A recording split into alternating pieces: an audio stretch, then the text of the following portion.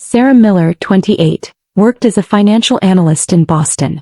She had always been careful with money, saving every bonus and living modestly in her one-bedroom condo. When her mom mentioned wanting to fix up the backyard, Sarah saw it as a chance to finally do something meaningful. "It's been my dream for years," her mom Diane had sighed over Sunday dinner. "Just a nice space for the family to gather." Her dad Alan shook his head. "Not with our budget." Sarah smiled. "What if I help pay for it?" she asked. "I got a raise last month and I'd love to give back a little." Her parents looked surprised but touched. "That would mean the world," Diane said. That night, Sarah transferred $2,800 to the landscaping company as a deposit. Remember to hit the like button, comment and subscribe to this channel for more of this. Sarah grew up in a quiet neighborhood outside of Worcester. Her parents, Alan and Diane, were traditional people who believed in hard work and family loyalty. From the time she was little, Sarah was known as the responsible one. Her younger brother Ben was more laid back, always getting away with things. "He's just finding himself," Diane would say whenever Ben dropped out of another class or changed jobs. Sarah, on the other hand, skipped parties to study. She worked 2 part-time jobs in college and graduated top of her class. "She's the golden girl," her Aunt Carol used to say proudly. But even with her achievements, Sarah sometimes felt invisible in her own family. Things started changing when Sarah got her first full-time job at 22. That's when the requests began. "The hot water tank broke," her dad said one winter. "We're short on the property taxes," her mom added in spring. Sarah helped every time, never hesitating. "They raced me," she'd say, brushing off friends who told her she was doing too much. When Ben needed help paying for school, Sarah wrote the check.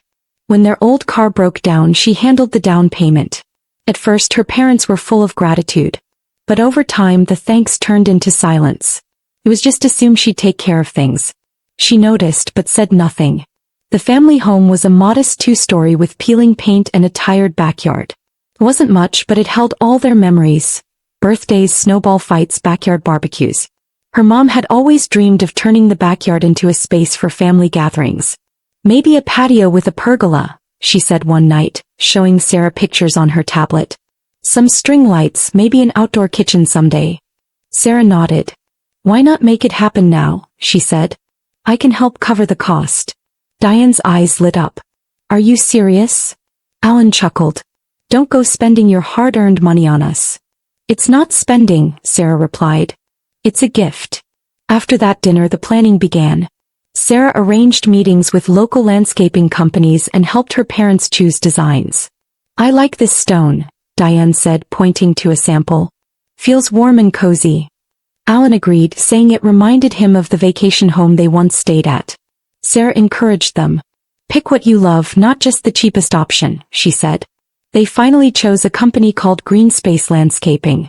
The project included a stone patio, wooden pergola, built-in seating, and ambient lighting. "We'll make this place shine," the project manager Tom told Sarah. She smiled, feeling proud. This wasn't just a renovation. It was her way of finally being seen. Sarah took a day off work to go with her parents and Tom from Green Space to finalize the details. They walked the backyard, discussing layout options. "We'll center the pergola here so it catches the morning light," Tom explained. Diane clapped her hands. "Oh, that's perfect." Alan nodded, finally starting to show interest. "Let's get a grill built in over there by the fence." Sarah smiled. "This is really happening." The final quote came to $8,400, which included everything from materials to labor. Sarah agreed to pay in stages, an upfront deposit, a mid-project payment, and a final balance once it was done. "We're on track to finish before July," Tom promised. "Just in time for your big family event." The family event was something Sarah's parents had been talking about for months, an anniversary celebration honoring her late grandparents. Every 5 years the extended family came together to mark the date. This year Alan and Diane had offered to host. "And thanks to your help, we'll actually have the space to do it right," her mom told Sarah one afternoon as they picked out patio cushions. Sarah nodded, feeling a warm sense of pride. "I want it to be special," she said. "You both deserve it." She started imagining the party. Laughter under the pergola, kids running across the grass, relatives complimenting the beautiful backyard. And maybe, just maybe, her parents would tell everyone that Sarah had made it possible. As the work progressed, the backyard transformed. Each Saturday, Sarah came by with lunch for the workers. "She brings us sandwiches and coffee every week," one of them joked. Tom showed her the progress. The stone patio was laid beautifully, with natural colors that shimmered in the sunlight. The pergola stood tall and strong. "Your parents are over the moon," he said. Sarah smiled. "That's all I wanted." Inside the house, Diane was already planning the menu. "We'll need tables out here and lights in the trees," she said, scribbling notes in a little spiral notebook. Alan chimed in with grill ideas. "I want to try smoking ribs this time." It felt like a team project, something Sarah had never really experienced with them before. But even as the renovation neared completion, Sarah started to feel something wasn't right. One Saturday she arrived to find her Aunt Carol in the kitchen, talking quietly with Diane. They stopped when Sarah walked in. "Hey, sweetheart," Carol said with a big smile that felt too forced. "We were just chatting about flower arrangements." Sarah raised an eyebrow. "For the party?" "Oh, just some ideas," Diane said quickly, closing the notebook. Later, Sarah heard them whispering again out back, but when she stepped outside they changed the subject. "The lights look great, don't they?" her mom said cheerfully. Sarah nodded slowly. "Yeah, they do." But the uneasy feeling stuck with her. The following week, Sarah stayed late at work every night. A big client presentation was coming up and she barely had time to eat. Still, she texted her mom to check on the project. "Looking amazing." Diane replied with a picture of the new furniture being arranged. "Can't wait to show it off at the dinner." The wording caught Sarah's attention. "Dinner," she texted back. "I thought it was a full family celebration?" No reply came. The next day she tried again. "Is the July event still happening?" Diane finally answered, "We're just doing something small for now. The big one's later in the year." Sarah stared at the message, confused. This wasn't what they had talked about. Why had no one told her the plans had changed? That Sunday, Sarah decided to ask directly. Over dinner she brought it up. "So, what's going on with the July celebration?" Diane shifted in her seat. "Oh, we're keeping it low-key. Just immediate family now." Alan nodded without looking up from his plate. Sarah blinked. "Since when?" Her voice stayed calm, but her hands tightened in her lap. "We've been planning this for months. I thought the whole family was coming." Diane smiled awkwardly. "You've been so busy with work. We didn't want to bother you with the small details." Sarah leaned forward. "Not inviting me isn't a small detail, Mom." Alan cleared his throat. "It's not like that. We just figured you'd be working late anyway. It's only a dinner." Sarah stared at him, trying to process what she was hearing. "But I paid for the entire backyard. Over $10,000. For what? A party I'm not invited to." Diane glanced at Carol, who sat nearby pretending not to listen. "Don't be upset," Diane said. "There'll be a bigger one in September. You'll be there for that." Sarah's voice dropped. "So I paid for this dinner, but I'm not welcome at it?" Diane looked flustered. "Please don't turn this into something dramatic, Sarah." Sarah didn't answer. She stood up, grabbed her coat and walked out. The night air felt sharp on her face. Her phone buzzed. Messages from her mom already coming in. "Let's talk later. Don't leave upset." But Sarah was upset. She walked down the quiet street toward her car, her mind racing. The secrecy, the sudden guest list change, the closed notebook. It all made sense now. They had never planned to include her. They took her money, let her build the dream space, and didn't think she deserved to enjoy it. The betrayal burned. Back at her condo, Sarah sat at her kitchen counter staring at the receipt emails from Greenspace. She had paid $2,800 up front. Then $3,500 midway. And the final payment of $3,900 just the week before. Over $10,000 in total. She also remembered a separate $1,200 fund she'd prepaid for seasonal landscaping maintenance. It was supposed to cover upkeep until fall. Sarah took a deep breath and called her best friend, Julie. "Hey, what's wrong?" Julie asked, hearing the shake in her voice. "They're having the dinner without me," Sarah said quietly. "The dinner I paid for." Julie gasped. "Wait, what? You're kidding." "I wish I was." Sarah explained everything, from the text about the dinner to the awkward silence at the table. "That's not just rude. That's cruel, Julie said. You didn't just chip in, you funded the whole thing. Sarah nodded. And I gave up my vacation for this. You were going to Europe, right? Yeah, Sarah whispered. And now I'm not even welcome in the space I paid for. Julie was quiet for a moment. Then she said, you know what you need to do. Sarah looked up. What? Take back your power. After hanging up with Julie, Sarah opened her laptop and found the contract from Green Space. Her name was on everything, the agreement, the maintenance plan, the receipts. Not her parents. Not Ben. Just her. She emailed Tom, the project manager. Hi Tom. Due to a personal situation, I need to make changes to the remaining landscaping services and outstanding payments. Please call me tomorrow. She hit send and stared at the screen. Her heart pounded, but there was a strange clarity. For the first time she wasn't just reacting, she was making a choice. The next morning Tom called.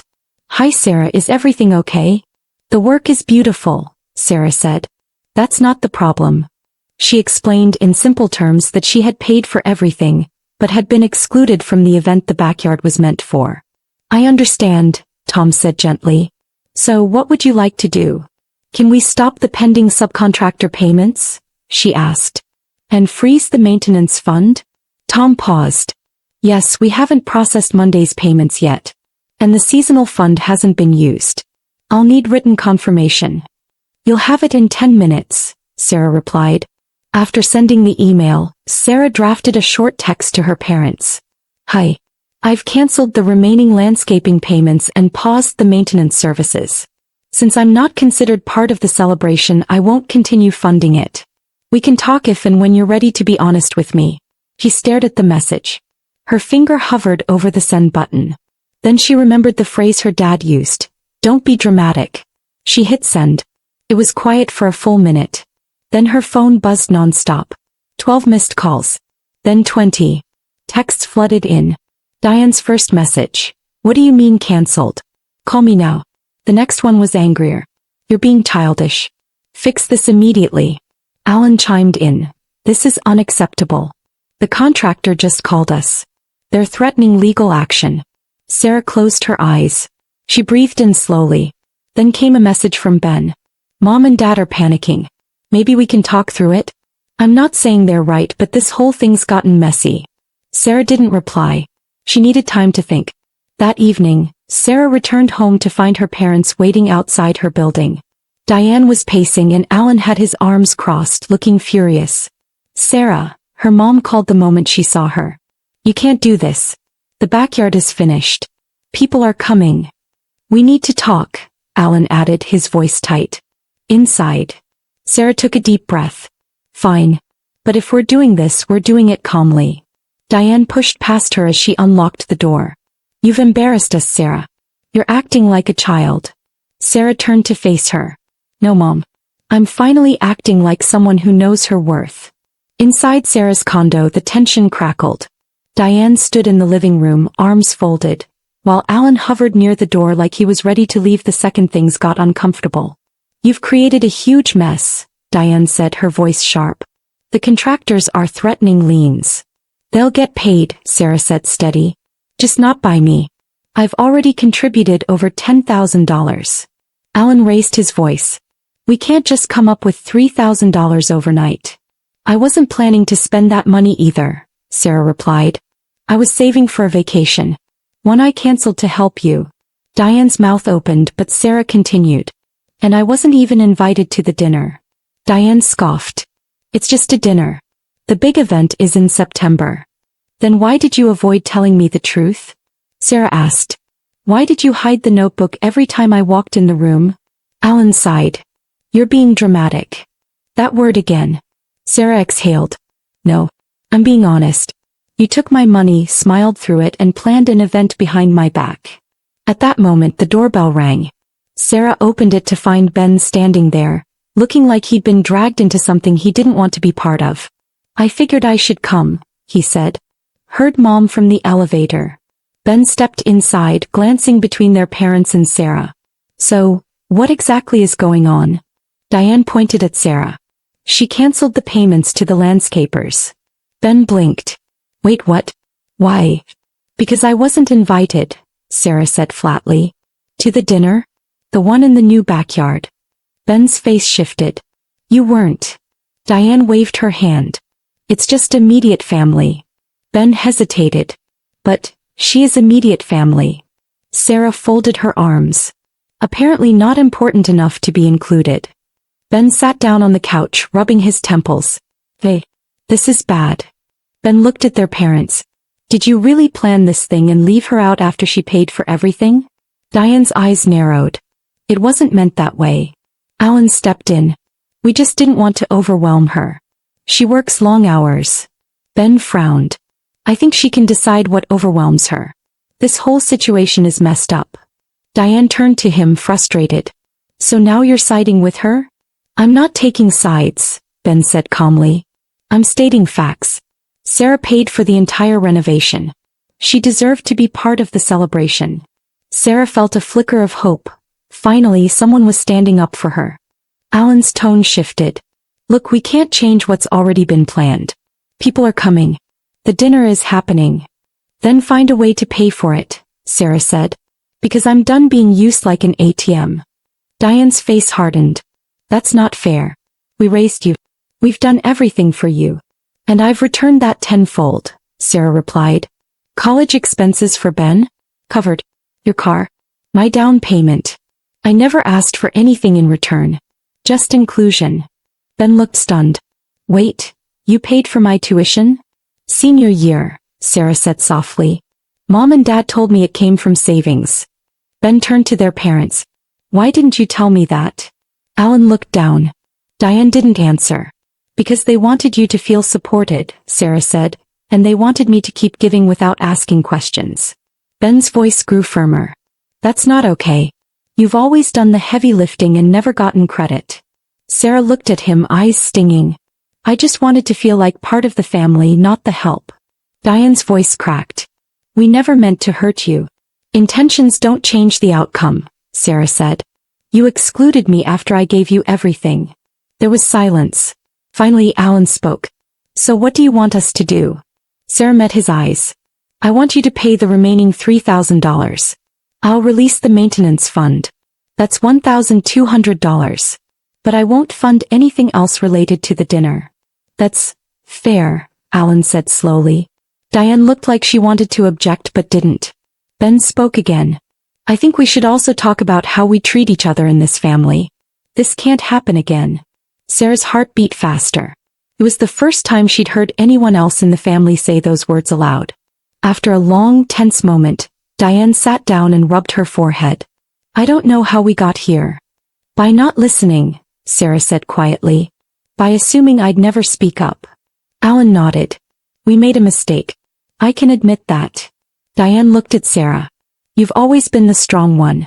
I thought you didn't need much from us. Everyone needs to feel seen, Sarah replied. Even strong daughters. Ben gave her a soft smile.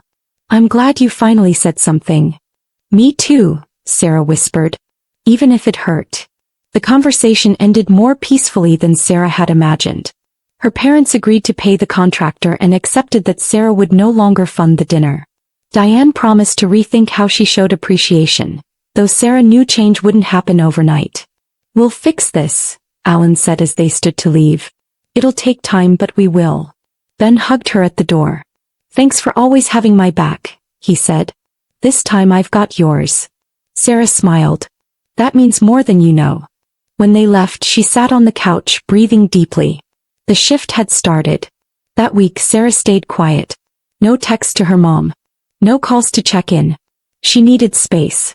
Her parents paid the contractor as promised, and Tom sent her a simple thank you email. On Friday, Ben called. Want to grab lunch Saturday? He asked. They met at a small cafe near her place. I've been thinking, Ben said as they sipped their coffee. I've taken your support for granted. We all did, Sarah replied. But you're the only one who said it out loud. Ben leaned forward. I want to do better. Be more than the fun little brother who disappears when things get hard. Sarah smiled. Then we're both growing. The following day, Sarah received a message from her father. We'd like to meet and talk again. No pressure, just us. After a moment's hesitation, she agreed. That Sunday she drove back to the house she had once called home. The blue siding looked the same, but everything felt different now. Diane greeted her at the door with a softer expression. "Thank you for coming," she said. Alan stood nearby, hands in his pockets. "We've been thinking a lot about what you said," he began. "And we wanted to apologize properly." They sat at the kitchen table, the same spot where so many silent sacrifices had been made. "We were wrong to exclude you," Diane said quietly. "There's no excuse." Sarah nodded. "Thank you for saying that." Diane reached into a drawer and pulled out a card. "This is just a small gesture," she said. Inside was a handwritten note and a gift certificate for a travel agency. "We know how much you gave up for that backyard. You deserve to take that trip." Sarah's eyes filled with tears. "I didn't do it for a gift. I did it because I wanted to be part of something." Alan looked down. "We see that now. And we're sorry it took this long to understand." The weight of those words hit deeply. They weren't perfect, but they were trying. After the meeting, things began to shift. Diane started calling just to check in, not to ask for help. Alan sent Sarah occasional updates about the garden, including pictures of the flowers she had funded. "Still holding strong," he'd write. Ben kept his promise too. They had lunch more often and he asked more questions about her life than ever before. "I guess we're finally learning how to be siblings in our 30s, he joked one afternoon. Sarah laughed. Better late than never. The September family gathering was also handled differently. This time, Sarah was involved in every step of the planning. When the family came together that fall, the new backyard was alive with laughter and color. Tables were set under the pergola, lanterns glowed along the path, and relatives mingled beneath the lights Sarah had chosen months before. Alan stood and gave a short speech. "Before we eat, I just want to thank someone who made all of this possible," he said. "Sarah didn't just give us a backyard. She reminded us how important it is to treat each other with respect. We're proud of the woman she's become." Sarah blinked back tears. For the first time in her life she felt fully seen.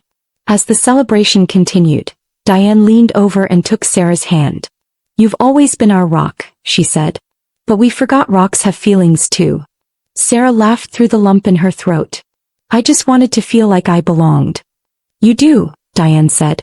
"Always." That night, Sarah walked through the garden alone for a moment, listening to the laughter in the distance. The stone under her feet, the glow of the lights, the warmth of family finally treating her as more than just the helper. It all meant something deeper now. It was her space too. Months passed, and while there were still moments of tension and habits to unlearn, Sarah noticed something else: effort. Her parents asked her opinion more often. Ben checked in regularly. When Diane mentioned needing to fix a leaky faucet, she called a plumber herself instead of asking Sarah. These were small things but meaningful. For the first time, Sarah didn't feel invisible in her own family. She felt equal, valued. The roles they had all played for so long were slowly dissolving into something healthier. And Sarah had started living for herself again, not just for others. That spring, Sarah finally took the European trip she had postponed. She wandered through cobblestone streets in Florence, ate pastries in Paris, and sat quietly at a cafe in Amsterdam with her journal. She mailed a postcard home with a simple note: "Thank you for listening. I'm proud of us." It wasn't just a vacation. It was a declaration of growth, of boundaries, and of balance.